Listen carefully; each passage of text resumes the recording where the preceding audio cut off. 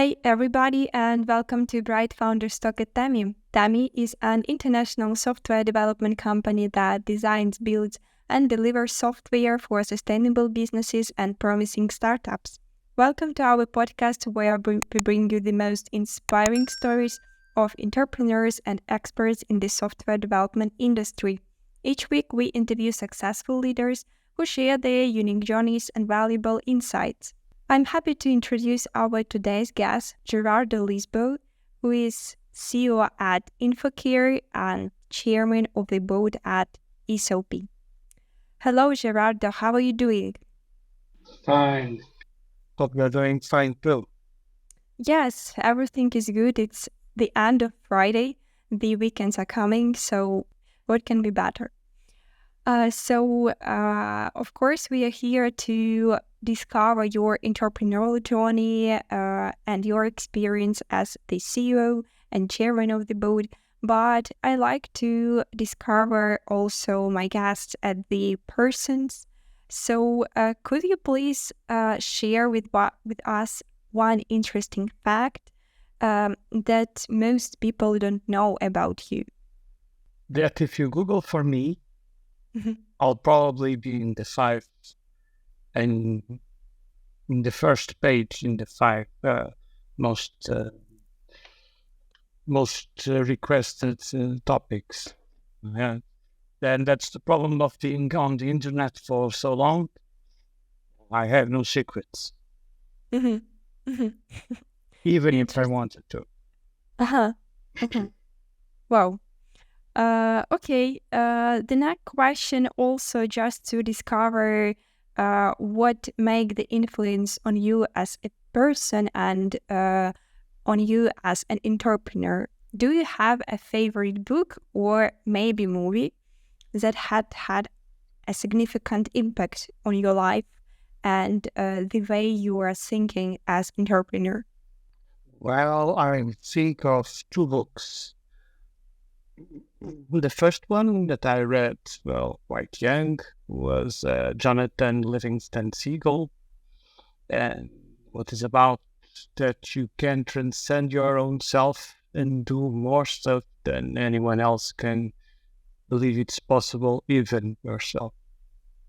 And later on, as an adult, I've discovered the works of the Professor Robert E. Quinn, especially the books Deep Change and Lift, which are about self-knowledge and how to be inner-directed and inner-centered and outer-directed, as in that you don't need outside validation, but you have yourself for calibration, but your work, your activity must be directed onto others and to helping others. And do you actually read those books twice or maybe three times? Because sometimes when you are reading the book at first time, you don't get all the insights and all the information which the author wanted you to give. Yes, sometimes. Well, nowadays I don't have that much time, so the Jonathan Livingston Seagull, I thought I think I read it 5 or 6 times, but the others only 2 or 3.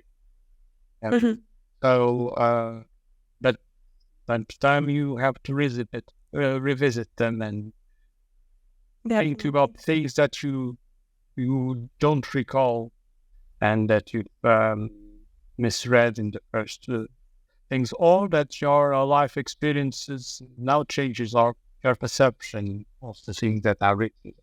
I've already mentioned at the beginning that you are CEO at InfoCare, but I didn't mention the fact that actually you've been CEO in this company for 22 years. It's quite a lot of time.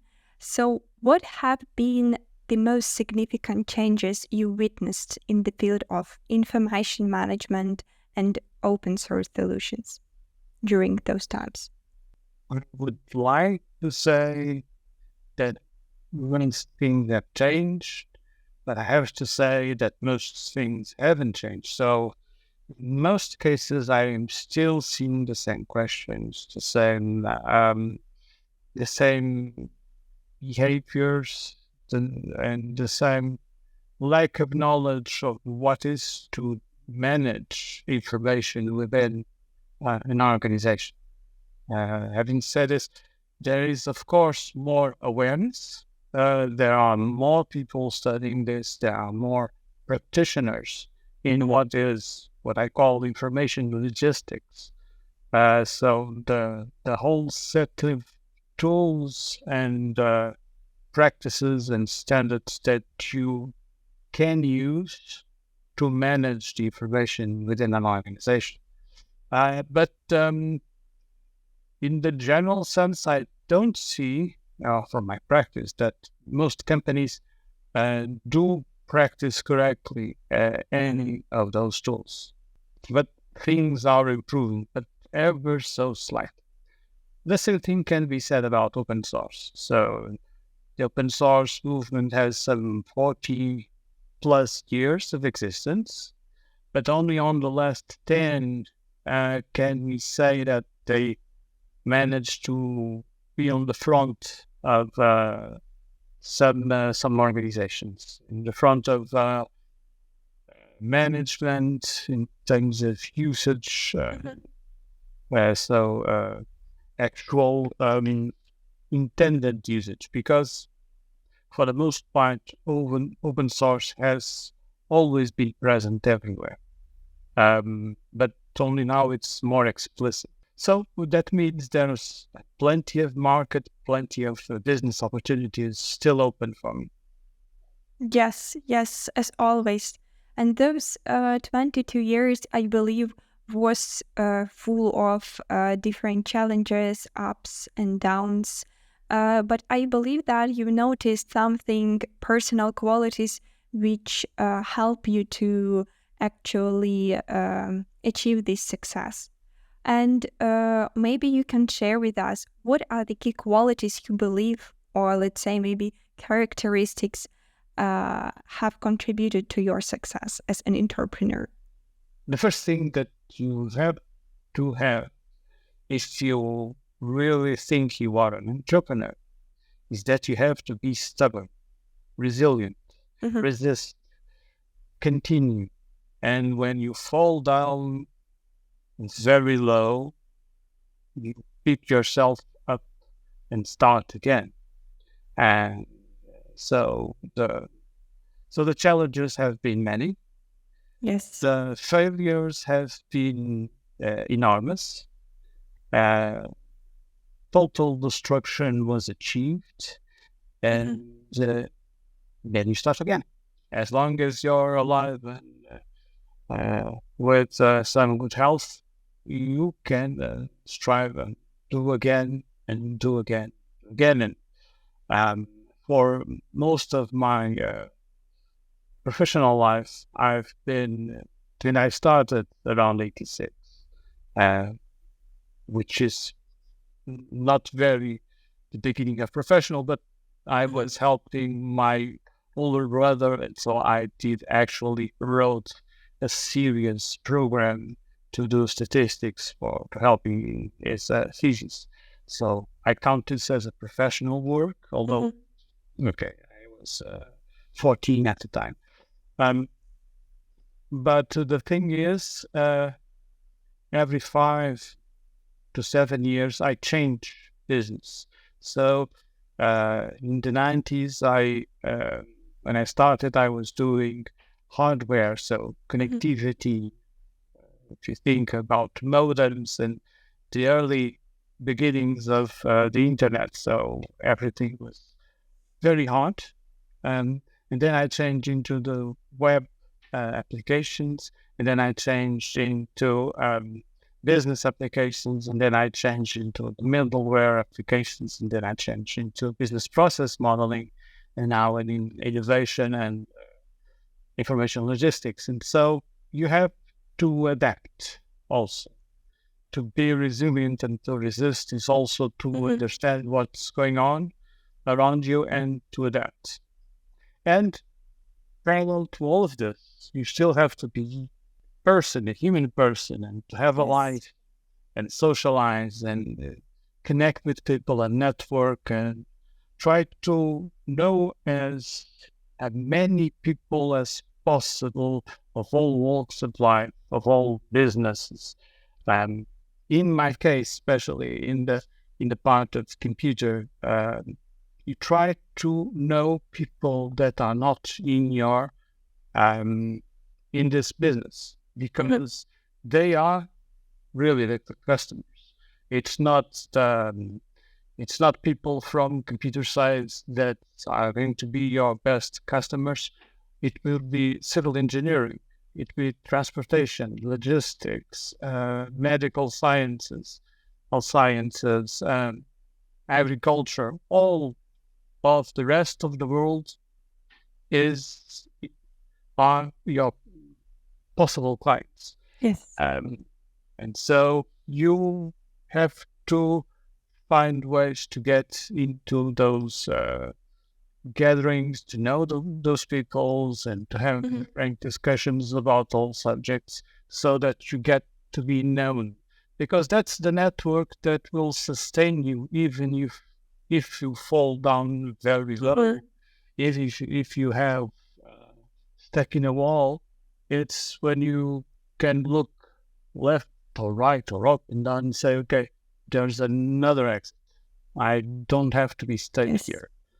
And so those two things, to be stubborn and to know people, are the very basic and most important things that you can do if you really want to be an entrepreneur. Now, don't get me wrong, because like in the movie, everybody can be an entrepreneur, but not everyone can actually be an entrepreneur. So, if, especially in the early stages of professional life, if you have the means, if you have the ability to do, try to travel, try to work in different settings in different countries, explore and be a little bit more, risk a little bit. You can do it. It's more easy to do it in your first professional years. As you know people, as you consolidate your knowledge, you'll choose something, and you'll need to have some stability to be able to do some profound work. You've mentioned important topics which I want to explore with you during our conversation just in a couple of minutes, but I wanted to come back to those quote that you've said that as in movie, you see that everyone can be the entrepreneur, but in the real life, not every human can be an entrepreneur. And so my question is, do you believe that entrepreneurs are born with those set of skills, or you can be easily taught? Because there is such thing as entrepreneurial instinct, let's say. And so what is your opinion? Easily taught, no. Taught, yes. So that's what I was trying to say. Even if you think you're an entrepreneur, just try to be one. Well, don't try to do or not to do, but don't try, do it.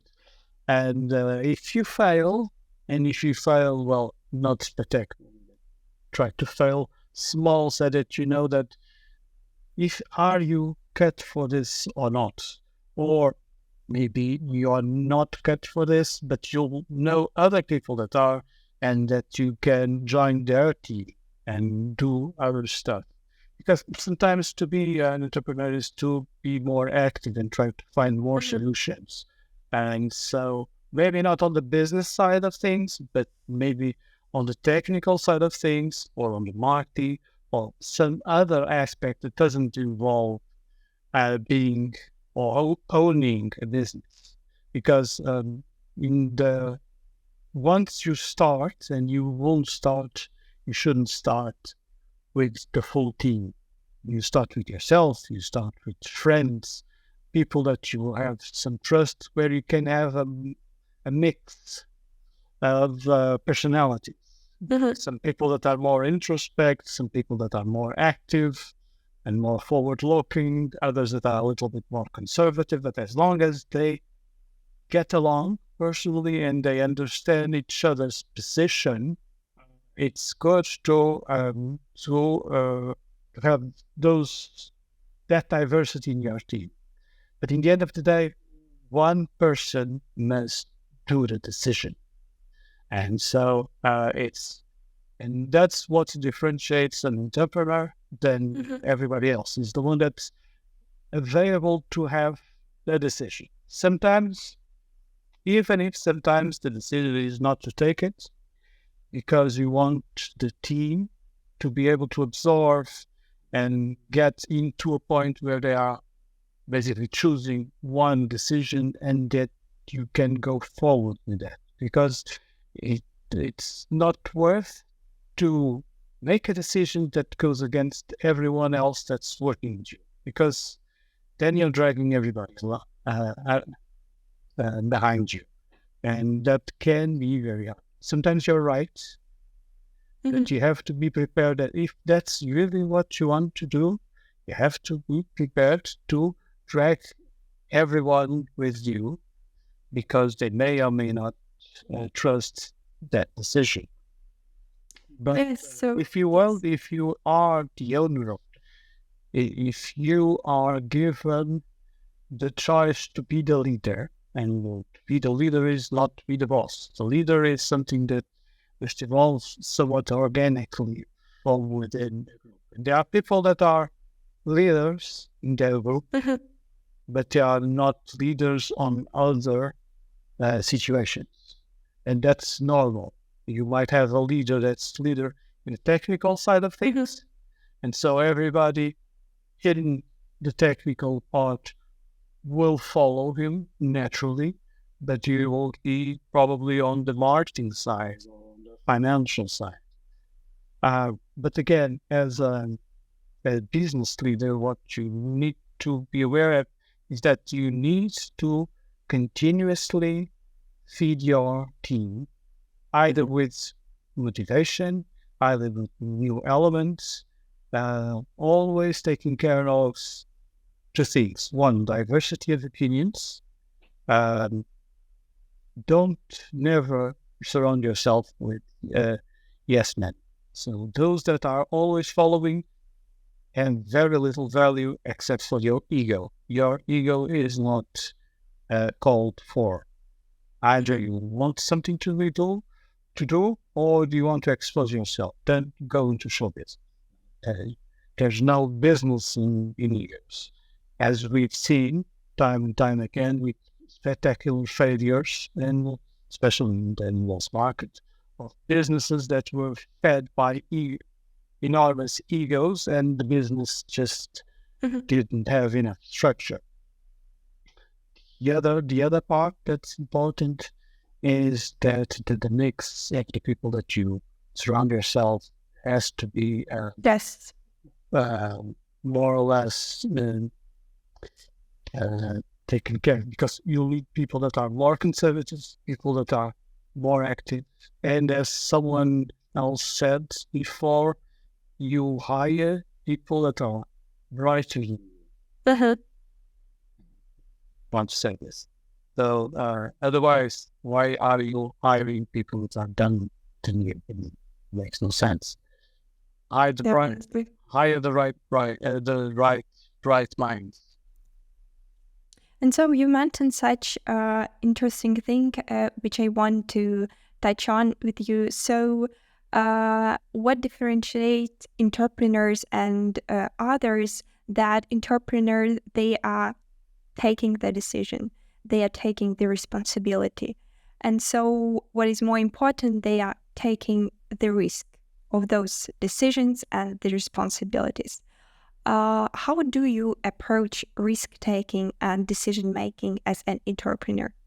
Well, I'm more of the conservative type. And so when I have a risk, the thing is, if I fail completely, does it burn me, or do I still have something to hold on if this fails? As you progress in life, and you have to always think of the others that are under your responsibility. Not only your family, but all the co-workers. So if you have a very lean and small company where everybody's already taken care of, you have funds so that even if everything fails, no one is left in the middle of the street. You're a little bit more comfortable to increase your level of risk. But on the other hand, if you fail and then you leave tens, hundreds of people stranded, now this is not the right place to do risks. Okay, and so this is more of that problem. In my case, I try to analyze is this customer worth my time? Because the thing is, the time is always very limited, and sometimes okay, you can choose one customer that will provide for you in terms of a good contract that supports all your financial needs, but you're not going to move forward and learn more stuff. It will be a little bit boring. Sometimes you have to take those kinds of customers, and the others are more challenging. They will demand more and probably will demand more of your time, but they can be challenged, and it's something that you'll learn. It's something, a new market that you enter, new people that you have to learn, and new procedures that you have to adapt to. And where there's more room to improvements and to increase your, library of solutions. But sometimes those impose a lot of risk because they might fail, they may not pay you. And so you have to wait a little bit those two cases. And there's lots of things in between, of course. Okay, I wanted to come back to those topics we've already started to talk about is regarding work-life balance. So balancing work and personal life can be challenging for entrepreneurs. It is a big challenge, let's say. How do you manage this balance? Well, my wife is very patient. And so that's one plus for me. But on the other is, you have to say at a certain point, okay, at this point, the end of the day has reached. Let's not talk about it and give yourself back into your personal life, your family, or whatever. Sometimes you have to choose one or the other, but you have to think of your personal life also in a way that you have to manage. You have to negotiate those times. And sometimes if you're taking time from one place, you have to put it on another, and you have to level this out afterwards. So it's not easy. But I've seen people that have burned themselves out of all personal life in favor of the business, and it didn't end well that much. And if you value too much your personal life, then you want more of time for yourself and your family, and so that the business is not taken care of at the level it needs. Maybe you're not just cut out for this. If you're not able to negotiate your personal life and your business life in at least equal terms, maybe it's not on the business that you're thinking, and maybe you should pass along your business to somebody else, because it's demanding always. You're not here, although some people do think about this, you're not here to be a rich billionaire that at some point just lives in a yacht and travels the world. That's not why you're an entrepreneur. You're an entrepreneur because you want to make a change in the world. And there are a few bugs in the procedures. But really, the thing is, do something that's challenging, that changes the world, that changes yourself. So yes, you may build a great company, but if in the end of the day there is no possibility to share those positive feelings with the relatives, with friends, with family, so maybe you are doing something wrong. So it's really important to have this work-life balance, and maybe you just need sometimes to have the time with friends, or maybe with your family and so on, because sometimes you need to change the focus from your business, and it sometimes can give even you more ideas, interesting ideas. So it's really crucial, I believe, for entrepreneurs to have this work-life balance and work-life blend. They say now it's like the new term for the thing. And you've mentioned regarding networking and the people you are working with, it's really important to choose those who are smarter than you, let's say. So I'm interested, what role do you believe networking and building relationships with other professionals have played in your personal success? Well, a lot. In my case, I am like to be in the beginning of what was the internet and the changes of technology that appeared, and to be involved with open source really early, some 20 odd years ago. Where the thing is about open source, because it's mainly community work. So that means that by itself, by working with open source and contributing, you're actually mixing the networking stuff with the work that you do. And so you do both at the same time. Well, I haven't mentioned, but so as the chairperson of the board for the ESOP, which is the Open Source Business Alliance for Portugal, which is a non-profit association of enterprises dealing with open source here in Portugal.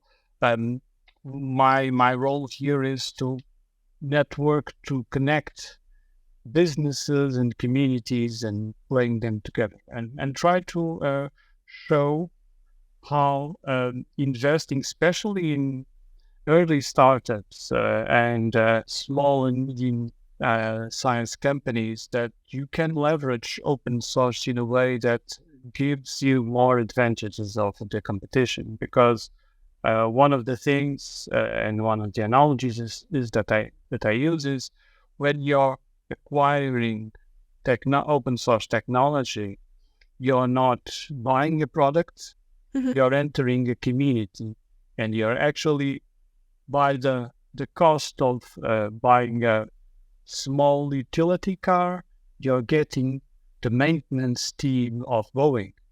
Because behind, even if it's just a small company that's providing you the services to install, to use this company, behind it there's a huge community of people or volunteers that are there to help you, to develop, to find solutions, to help you navigate all this product. And the thing is, by entering this, you're also being a part of that huge team, which is a global team. You're not going to be confined with whatever developers and designers are present in your country, in your local zone. You're suddenly all over the world. And so even if you have a problem at 3 a.m., probably there's someone else in the other side of the globe that's awake and is able to help you solve your immediate problem. And that's something that you cannot buy. But you have to invest in entering this world, because now you, as part of the community, you have the responsibility of being part of the community. and trilogy. So you also must be made available, your company and your collaborators and your colleagues, you all have to be available to help others that have similar problems. Because it's not only freedoms that open source gives you, it's also those responsibilities. As when you enter a family, now you have the responsibility of taking care of that family too.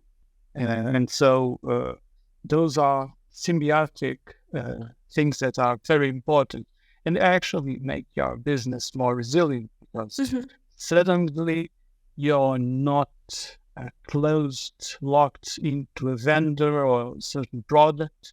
You're working with things that have many people working, which use open source, open data and protocols that you can reuse on other stuff or on alternative mechanisms.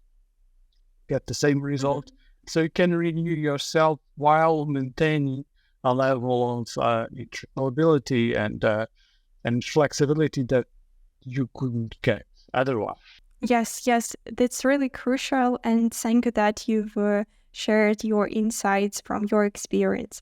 Thank you, Gerardo. It was a pleasure meeting you today, and thank you that you made time to join us and tell your personal story and a lot of insights to our audience. Thank you.